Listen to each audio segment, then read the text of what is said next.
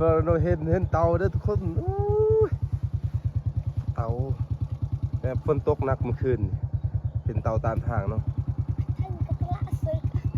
จับตรงข้างมันจะจับตรงนั้นจับตรงข้างนี้จับตัวนี้จับตรงข้างนี้จับโยนนั่นมาโนเบิ่งดิ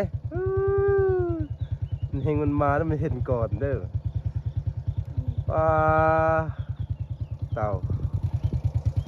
ตามทางแล้วทุกคนขี่รถไปนำกัน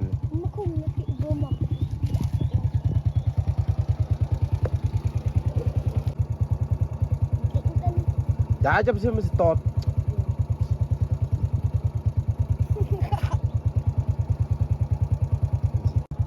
มันไหน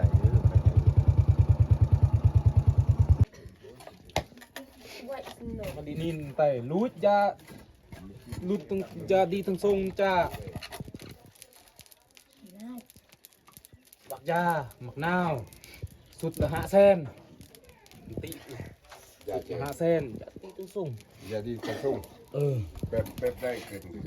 จะตุกกินิกอะกิจไม่จุอันนี้ว่างแล้วกัน